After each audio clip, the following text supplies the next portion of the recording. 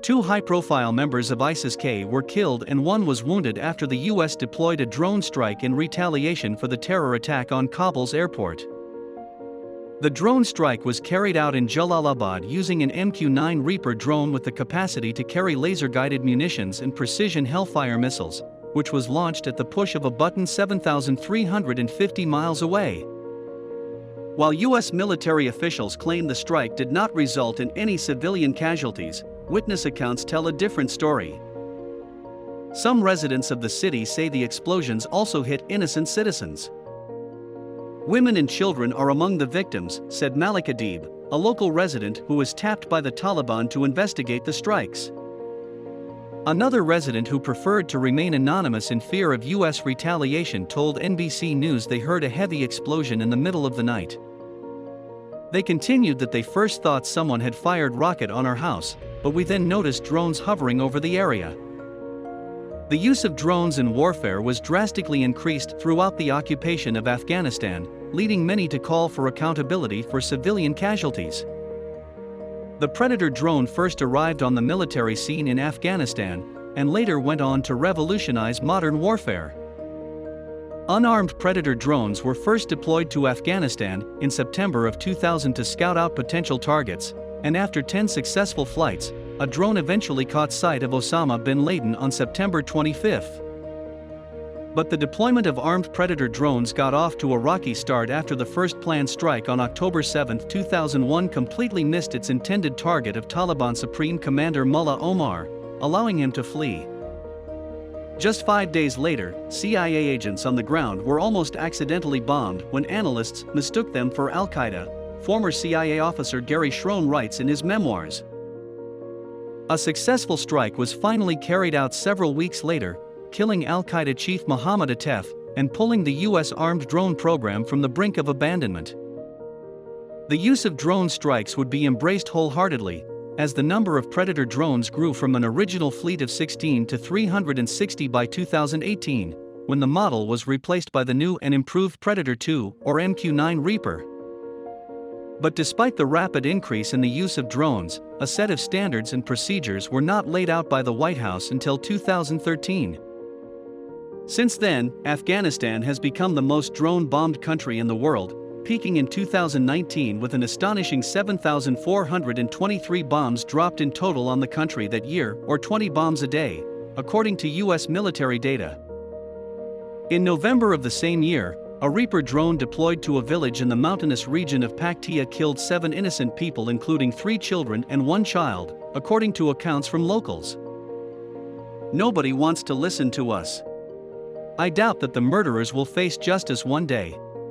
God is our only hope, local resident Muhammad Anwar told Foreign Policy. Islam Khan, another resident, demanded justice, saying, "We are like ants for them. The murderers need to face a trial." If it's not happening, it just reveals that the Western world does not care about the Afghans they are murdering.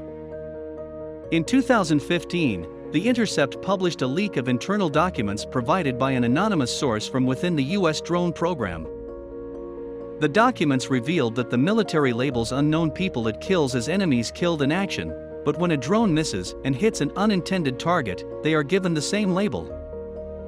Other documents reveal that between May and September of 2012, drone operates labeled 19 successful hits as jackpots, but 136 others as enemies killed in action, meaning that nearly 9 out of 10 people who were hit were not intended targets.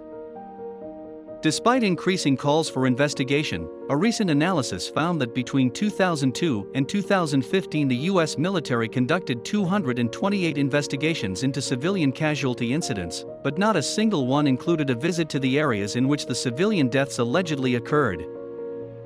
President Biden appears poised to continue the use of drone strikes, even after withdrawing boots-on-the-ground troops from Afghanistan. As of last month, the Biden administration and the CIA are debating whether to withdraw the combat zone designation from Afghanistan, a label that could influence how much approval is needed to authorize more lethal strikes in the country, CNN reports. The MQ-9 is one of the most prolific Air Force aircraft, currently operating out of 20 bases located in 17 states, according to the service's biennial acquisition report. Reapers can also perform the following missions and tasks: intelligence, surveillance, reconnaissance, close air support, combat search and rescue, precision strike, buddy laser, convoy/raid overwatch, route clearance, target development, and terminal air guidance. The Reaper is part of a remotely piloted aircraft system. A fully operational system consists of several sensor/weapon-equipped aircraft, ground control station, Predator primary satellite link, and spare equipment, along with operations and maintenance crews for deployed 24-hour missions. The basic crew consists of a rated pilot to control the aircraft and command the mission, an enlisted aircrew member to operate sensors and weapons, as well as a mission coordinator, when required. To meet combatant commanders' requirements, the Reaper delivers tailored capabilities using mission kits containing various weapons and sensor payload combinations. The MQ-9 baseline system carries the multispectral targeting system, which has a robust suite of visual sensors for targeting. The MTSB integrates an infrared sensor, color/monochrome daylight TV camera, image-intensified TV camera, laser designator, and laser illuminator. The full-motion video from each of the imaging sensors can be viewed as separate video streams or fused. The unit also incorporates a laser rangefinder/designator, which precisely designates targets for employment of laser-guided munitions, such as the Guided Bomb Unit 12 Paveway 2. The Reaper is also equipped with a synthetic aperture radar to enable future GBU-38 Joint Direct Attack munitions targeting.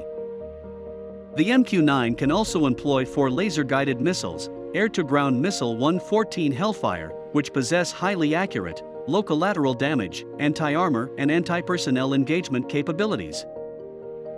The remotely piloted aircraft can be disassembled and loaded into a single container for deployment worldwide. The entire system can be transported in the C-130 Hercules or larger aircraft. The MQ-9 aircraft operates from standard U.S. airfields with clear line of sight to the ground data terminal antenna, which provides line of sight communications for takeoff and landing. The PPSL provides over-the-horizon communications for the aircraft and sensors. The primary concept of operations, remote split operations, employs a launch and recovery ground control station for takeoff and landing operations at the forward operating location, while the crew based in continental United States executes command and control of the remainder of the mission via beyond line-of-sight links. Remote split operations result in a smaller number of personnel deployed to a forward location, consolidate control of the different flights in one location, and as such, simplify command and control functions as well as the logistical supply challenges for the weapons system. The U.S. Air Force proposed the MQ-9 Reaper system in response to the Department of Defense directive to support initiatives of overseas contingency operations. T is larger and more powerful than the MQ-1 Predator, and is designed to execute time-sensitive targets with persistence and precision, and destroy or disable those targets.